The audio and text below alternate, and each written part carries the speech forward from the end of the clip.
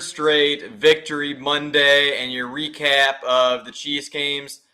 I can't believe I'm about to say it, but your Green Bay Packers have won 3 games in a row, the toughest part of the schedule. They've knocked off the defending Super Bowl champions. And for the kicker, we are now in the 7th spot in the NFC playoff picture as it stands. Like somebody pinch me or wake me up from this dream. Life is great right now, and this is the reason why I moved from Boise, Idaho to Green Bay, Wisconsin, is for games like these.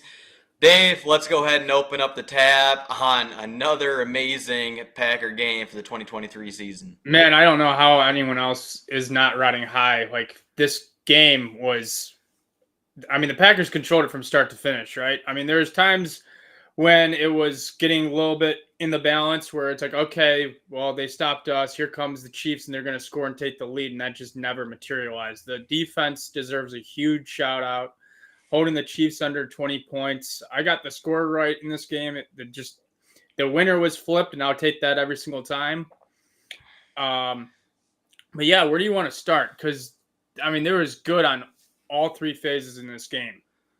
We could start with teams, do a bit of a backwards thing. I do want to quickly say, when it comes to the Lambeau atmosphere, it had all of the headliners and all of the making for a legacy game, and it panned out and then some.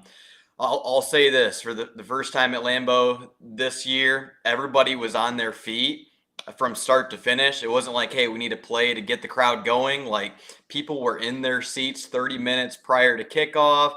Even towards the end of the game, we had kids and adults going shirtless for like a quarter on end. It was another amazing electric crowd at Lambeau, I will say that. But hey, why not start with teams? There's some good to make note of. Yeah, I think the decision to punt that at the end of the first half, was a really smart decision. They pinned him in the 1 yard line. They just took the knee. There's no reason for the Chiefs to really push the ball or do anything other than that. I know there's probably talks about kicking the field goal or even going for it on 4th down, but really headsy play, just pin them back. And then the weird part was at the end of the 4th quarter, that offsides that we had that gave them an extra 5 yards. Oh yeah, when we got the ball, what was it, the 32-yard line to end the half, and those 2 runs that Patrick Taylor should have got out of bounds that we were texting about, and then we sort of moved back, and yeah, I'm glad we punted too, because when the Chiefs took a timeout there, I'm like, all right, 30-some ticks on the clock or whatever it was, I'm like, that's more than enough time for them to drive down, get a field goal. They get the ball after half. There's their lap, and is this now the second straight game that Daniel Whelan has a punt that's pinned inside the 5-yard line? I thought it was Row again, but then during the rewatch, I'm like, oh no, this time it was Rudy Ford down there to pin the ball inside the 5. Amazing work by them, and maybe there was some good vibes and some good luck that I passed along to Anders Carlson. Seeing him walking around Titletown, he said he wasn't kicking any field goals there at the practice field at Titletown, but he also had a pretty spectacular day, hitting on all the extra points. He was good from 40 and 48. Some good work out of the punter and the kicker. That was the only dicey part in the game where I was like, okay, this thing could collapse on us, when Love took the sack, and then it went from pretty much a 38-yard field goal to a 48-yard field goal, and I was like, oh man, Carlson, this is kind of your moment here. This is a big boy kick for you, not in terms of distance, but just pressure. December at Lambeau, probably not the most ideal footing situation, and he just drilled it. So good for him. Yeah, that's probably the biggest kick that he's had to date through his rookie career. And we've brought up now a few times that one of these games is going to be decided by a potential game-winning field goal. And that was one that proved to be right, because there was the Chiefs with their last drive of the game, a minute 9 left on the clock, like Rodgers had done so many times. And the refs almost gave it to him, but then we also had a questionable call in there too that we could potentially talk about at some point. So yes, major kudos to Anders and Whelan. Yeah. All right, let's start defense then. Let's just kind of work our way through, because I think there was at times that front of us made Mahomes look like Jordan Love in KC 2 years ago. They were after him.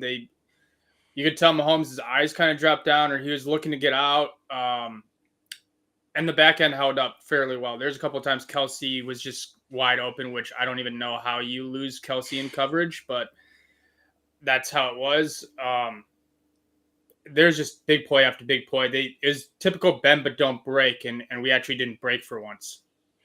It's funny because it was brought up towards the end of the preview that when you watch Chiefs games and their opponents kick field goals, that's the kiss of death for all of those teams when you play them. That kills you every time, and then the Chiefs will have that game in hand. Now here the role was reversed this time. Here we were cashing in 3 out of 4 in the red zone, and the Chiefs, we held them to field goals on a couple of different occasions, and we had not 1, not 2, but 3 red zone sacks too. This is a Chiefs team that ranks number 1 in the NFL with only allowing 14 sacks to date. So I mean, yeah, that bend but don't break Joe Barry special was, I think that was the difference maker in this game, holding the Chiefs to them red zone field goals. Van Ness played a hell of a game. He got the sack in the red zone, but there's quite a few times where he was bending the edge that made Mahomes roll to his right. And there's times where Mahomes made the pass, but he was definitely making Mahomes feel uncomfortable. Me and you had a similar type of rewatch then. I was looking for some highlights of defensive players to make a note of. And yeah, LVN, well, it was against the Lions that he put his hand in the ground for the first time and did that predominantly throughout the game. Followed it up, same thing with the Chiefs, and he records a second straight sack. I don't know if you had that on your bingo card. We maybe should have had that for the predictor for it. And then there was other times that he did like a twist inside to put pressure on Mahomes and caused Mahomes to throw a bad pass or towards the sidelines. I'm like, all right, there's a pressure right there. There's other times that he's shedding blocks in the run game too to make the tackle. LVN, his best game to date here in his rookie campaign. It's funny because even during the watch, like live when I was watching it, I was just watching it with the family, and even before LVN got to Mahomes and also the Gary sack, there was a feeling that it was coming. They bent the edge in the right way where Mahomes had nowhere else to go, and it was just kind of like, all right, bring him down. All right, we're good, and the excitement hits, but you could tell like probably 2 or 3 steps before they even got to the quarterback on that specific pass rush, they were getting him down. And it's like we've learned from the Chargers game too, because Herbert was finding alleys in the middle of the field to sneak up through. And I know Mahomes got loose a couple times. That's going to happen with him, but I thought we did a pretty damn good job of bottling him up and keeping him in the pocket. The one frustrating thing about Mahomes when he scrambles, it seems like he's just fast enough, right? He's like a toenail ahead of the guy, and the guy can't just dive and like swipe the legs out. Like he has someone literally right on his back, but he's just one step too far for them to reach out and make that tackle. He's deceiving, and people have brought it up too that like he does this kind of old man jog to the sidelines to make it look like he's not very fast. And we'll give him some respect because he laid a pretty mean stiff arm on Valentine heading out of bounds there on 35. Yeah. But how do you think the back end held up? I thought it was pretty much, for the most part, all right. But there were times where people were once again screaming wide open due to communication errors. Yeah, and that's been the mantra all season long too. That we have a tough time being able to pass off one player to the next. I don't know how Travis Kelce gets behind you on a couple of occasions. I thought Darnell Savage in his return played some pretty solid football. And Jonathan Owens, another game that he's flying around with reckless abandon, and that call there late in the game. And I think that was a makeup call for why there was the no DPI on MVS there when he got absolutely mauled. But a couple of plays before that, Jonathan Owens came like a bat out of hell on Patrick Mahomes. And it shows in the screenshot too that he had, if not one, both feet in bounds. I thought the back end held up well, and your boy CV Valentine, he only got targeted maybe like a couple times in the game. He's sticky, man. I really like his game. I think there's something to be said about not having what they're doing without a superstar. Obviously, you want Jai, and he just couldn't go. He limited participant all week, and then Maybe it flared up, or maybe it just wasn't. They weren't comfortable with sending him out there and re-aggravating it. But those boys they're a very cohesive group right now, which is what you want your secondary to be. I mean, no one's really has the spotlight too much on them, but as a whole, they're holding up really well. I know, and thanks to the pass rush these past couple games that has forced Mahomes or Goff or Herbert to get rid of the ball quickly, that they haven't had to hold on for coverage for their dear life, and the quarterback's moving around in the pocket off schedule, and then they got to hold their man for the next 5 seconds. So, yeah, I thought all in all, secondary did well. Pass rush brought it again. Quay Walker was around the football all night long, had 10 plus tackles in this one. Really solid performance for the defense. I have a tough time outside of a couple Kelsey catches really finding too much to fault. The one thing you could kind of hammer them for is just the yards after contact in the run game that they let up. I mean, there's times where they had him bottle up for like a 2 or 3 yard gain, and the guy's legs just kept churning, and then the offensive line would push him, and it'd be turned into 5, 6, 7 yards. Run game got gashed a little bit. Yeah, there is the one hole. I think Pacheco finished for like 6.1 yards per carry. Yeah. You don't think about it all too much because those opportunities were there, but the Chiefs didn't seize them. Like when the pile was pushed almost to the end zone, Right. and we had him like 5 yards before then. Thinking to myself, I'm like, geez, if they just commit to the run game and don't even pass, and that's not what the Chiefs will do. I'm like, I can tell our defense is getting pretty worn down here in the second half. But it's not like we didn't. I mean, it's not like we got hit with too many sort of gasher run plays by them. 6.1 yards per carry. But I thought a lot of like first and second down runs, we did a great job of keeping those to like 3 or 4 yarders. Yeah, it was a lot of paper cuts, right? They weren't gashing us for 30-yard gains or 20-yard gains time after time, but it was a lot of, you said, 6, 7, 8 yards right off the bat. And there you have it. Those 3 red zone sacks. That is what the game changer was in this game. So switching to the offense, Russ Ball is going to have to break out the checkbook. Like, it's just, money's going to start flowing in, man. Packers found their guy. You can't argue it with anymore. Anyone who's still on the fence about it at this point just has a vendetta against Jordan Love, because through the last 3 games, he's 897 yards, 8 touchdowns, no interceptions, like 126 passer rating.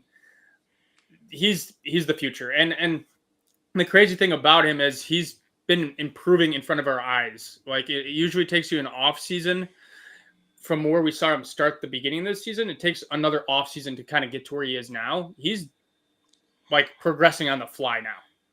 What are the doubters going to say now? What's Colin Cowherd saying here on Monday on ESPN about how this is a backup quarterback in the NFL? His completion percentage isn't there. It was just a few weeks ago, Jordan Love was leading the NFL in interceptions, and people were quick to dog him about that, or his PFF grades for short or intermediate throws. These past few weeks, or even 4 weeks, he's checked every box that you want. I know there was a couple throws that he hung up there that by the graces of God, that hope and prayer came down to Romeo Doubs. But yeah, I texted you about it. J Love, he is that guy at 1265. Extend him, whatever you have to do. And tell you what, I mean, we've seen the maturation, the growth of this team. I think that the growth between the quarterback and coach relationship is one that's made leaps and bounds type of strides throughout the season. You texted me halfway through this game saying LaFleur's in his bag. And I think this is probably LaFleur's best coached game as a Green Bay head coach. The motion, the scheming guys open, the balance between run and pass and keeping them off balance with the play action. I mean, Love had guys on that play action where he would turn his back to the line, kind of hitch forward, and there'd just be a guy wide open, like the Wicks route. Okay, I just made the play action, and Wicks is just by himself. Yeah, and you can tell too when he's really on one. I think it was the drive that there was an end around to Watson, and then shortly after, it was a good play by the defense. They tried dialing up a tight end screen to Tucker Kraft. Yeah, I'm like, geez, that was there's the some one. drives in there with LaFleur. I'm like, I love the aggressiveness. You can just tell that him and Love are on the same page. Yeah, Complete confidence between the two. I like that they had a lot more under center type plays with the kind of rollouts to Wicks here in this game. And we got the running game going too. This is like the first time in a matter of what 4 weeks since the Steelers game that AJ Dillon got some tough yards and opened yeah. some things up with the play action. I thought Dylan had a really good game and made a lot out of a little. And there's a couple times where he just barely got swiped, where he was probably going to get another 10, 12 yards. Like he would have had a walk-in touchdown on one. To your point, Kraft would have walked in. It was just kind of a savvy play by the by the linebacker, and I think Love maybe rushed the throw a tad. There's pressure in his face. But then you have plays like the Ben Sims catch, where it's basically not identical, but it reminds you of the week before with Kraft. I mean, it's just like, okay, we're getting guys so wide open, you could just be throwing those passes. I'm ready for it. I don't pull up my phone to record too many videos, but how great we've been in the red zone these past few games. I'm like, I know a touchdown's coming, and had it out, and sure enough, here's Ben Simmons open in the end zone for the score. I want to get to two throws real quick, and I want to see if this is what you thought of when you watched them, because I saw them in real time, and then going back on the replay, I was like, okay, I'm pretty spot on with what they remind me of. The Dobbs catch when he threw it up there reminded me so much about Favre in Oakland, where he threw it up to Javon Walker, and it just like skied up there and came down like a punt, and Dobbs caught it within 3 guys around him. There's a cornerback on the Chiefs that's on the opposite end of the play that's celebrating. You think it's going to be a pick, and it just falls right into Dobbs' lap. And then the throw to Watson reminds me of Rodgers to Devontae in the Eagles game. I mean, Collinsworth is talking about the catch that Watson made, but I was blown away by that throw. He put it in the only spot that Watson could get it. That kind of back shoulder there in the end zone, and I'm sitting behind it too. Had a beautiful shot at it. I'm like, that could easily be.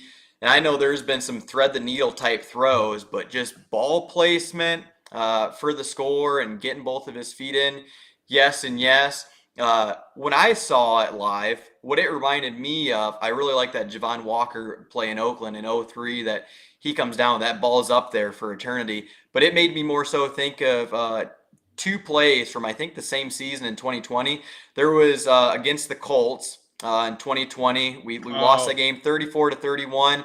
Rodgers gets the ball with like a minute left on the clock, and he just throws up a prayer to MBS that looked like a punt, and MBS brings it in. There's a couple of cornerbacks around him. That's what that play reminded me of. Then there was another one against the Eagles to Devontae that like Rodgers, once again, he's like backed up into the end zone and just sort of chucks it out there, and the football gods are on our side with Devontae somehow able to come up with a catch. So that's what that reminded me of. And then just that Christian Watson touchdown, I thought that was reminiscent of like a Aaron Rodgers to Jordy Nelson. I mean, it wasn't 100% like a back shoulder, but the chemistry between those two and where he put the ball is something that I'm glad that those two are building upon some of those performances a couple games ago. I know there'll always be a comp between Love and Rodgers, but Love has a lot more Favre in him than Rodgers in him, which actually makes the games way more exciting. I don't think Love is ever going to be a 44 and 4 interception, like 44 touchdowns to 4 interception guy. It's just not in his blood. He takes a lot of risks. But now that he's getting more accurate, some of the decision-making risks are the interceptions are going down just because his ball placement's so much better. And how about this one too? I think this is where he felt the most pass rush out of the last out of this winning streak with Chris Jones in the second half. Even for my seat up there, I'm like, all right, he's starting to really get to Love, and the guy is not phased. We'll admit with Aaron Rodgers, if you start to get pressure to him, that's when the out of bounds throws come. He zeroes in on Devontae Adams, and he's not quite reading the field as much as what you'd like. That's where it's like the Brett Favre comparison, because you Yeah. can rattle and hit Favre as much as you want, but he's going to come back and continue to sling that rock. Love rarely throws the ball away. Like there's times where I actually want him to throw the ball away and he won't. But to your point about the pressure, they were trying to rotate that offensive line that we've seen before with Yash and Walker, and then also Runyon and Ryan. It looked like whoever they kind of threw in there, pressure was getting home. But part of that is because the KC defense is a heavy blitz oriented defense. You got Chip with the tight ends. You got to leave a back in. Both Runyon looked lost a couple of times. It was actually a really frustrating game for Runyon. But then you bring in Ryan, and Ryan got beat by Chris Jones pretty much immediately. So right guard is definitely an issue. And Chris Jones is debatably top 3 defensive tackle, maybe even like the best at his position at this time. We'll say though, JRJ did free up PT for those 2 runs that he should have gotten out of bounds. I think Myers was also contributing there, and I think the group probably did better in run blocking than pass blocking in this game. There might have been a coaching emphasis with those runs not to get out of bounds, because it might have been like, we just want to eat up as much clock as possible. Don't give the KC the chance to get the ball back with any time. There might have been a coaching point there of, if you get it, stay in bounds. Speaking of which, I know I brought this up towards the end of the game when I'm many of Cerveza's deep and loving life, and we got Desmond Bishop there on site too. He's talking about how he wants to get out there and sack Patrick Mahomes. Cheers to Dez for coming back to Lambeau and a game for the ages. That last drive of the game, with the clock management and deciding not to burn timeouts, something along those lines. I know that you were in favor of the way that we handled that situation. Yeah, we talked about it a little bit last night of do we run the ball there and try to eat up clock and then take the field goal? I love LaFleur's aggressive approach lately. The take the ball first, let's try to score. I had zero problem with, 3rd and 6. Let's try to throw a pass and get 1 first down and the game's over, right? I mean, you obviously make it a riskier field goal by taking the sack. I think that's on Love big time. Just if it's not there, throw it away.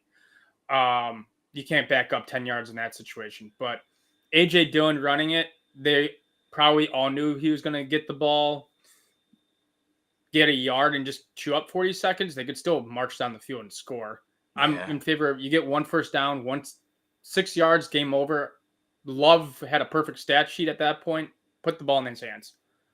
Yeah, and now that you mentioned that, it's probably permanently ingrained into LaFleur and Connor Lewis and the rest of the coaching staff. The Chiefs versus Bills AFC Championship game, I think it was 2 seasons ago, that there was such back and forth with like a minute left. I think there was like 3 touchdowns scored, and the Chiefs got the ball with like 20-some seconds left in the game, and they were still able to get into field goal position and force it to overtime. And Travis Kelce and Patrick Mahomes are drawing up plays in dirt. So, yeah, to that point, just like Rodgers, you give them 20-plus seconds, and that's more than enough time. So, way to keep that aggressive nature. And with that 4th and 1 play to Dobbs, too, that hope and prayer, that was a pretty ballsy move by LaFleur, too.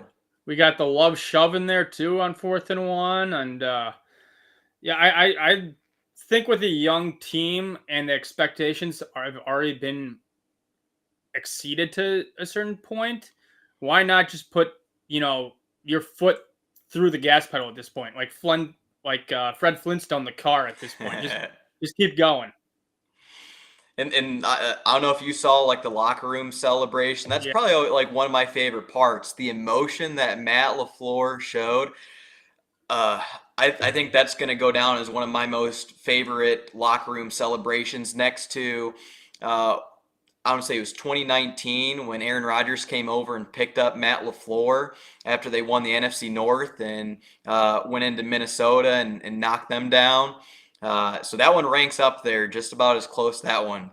That Rashawn Gary is like taking over the team. Now he's got Matt LaFleur doing it, and Keyshawn Nixon getting a game ball. He talked about out in his locker room interview that there was a sign by Patrick Mahomes hitting his knee that he saw in film review that sort of clued him in that there's going to be a pass to Sky Moore, and he basically ran that route to him. But yeah, as much credit as I want to give Love, and he deserves all of it, LaFleur is right there too, showing why that McVay system still is top of the league and why he deserves just as much of the praise as what the McVays and the Shanahans and now the McDaniels down there in Miami. I'm just so impressed by what Matt LaFleur has done these past few weeks. I mean, he's been, to kind of wrap this all up, unfortunate for Watson that he went down with the hammy. First watching it looked like he was just kneeling down to like stay in bounds, which that's a headsy play, and then he just stayed crumpled up. I'm like, oh no, but he was scheming Watson open for the last 3 weeks now. We're getting him involved really early, getting Watson into a nice rhythm, and he was really starting to come on. So I'm hoping he bounces back fast. He's a very dynamic player that changes this offense, and he was just getting into the groove too. I know. He's got a bit of an injury bug to him. And Dave, I know that you have some birthday celebrations coming up. What lies ahead? Are we getting into playoff talk here for this Giants week? Well, we're 7 now, the holder of the 7th seed. I say wait until after Monday night and the talks will start heating up.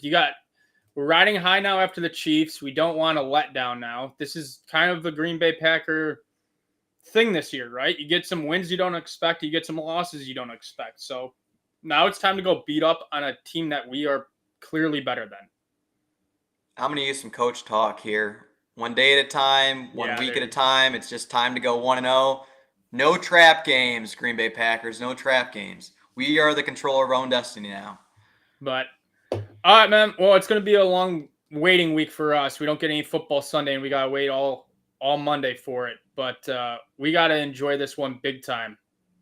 I'm going to watch the highlights, I think, play it back on a loop for the next 5 days. Perfect. I'm with you. All right, man. You enjoy the day. Enjoy Victory Monday. Cheers, buddy. Likewise. Happy early birthday, Dave. Thank you, sir.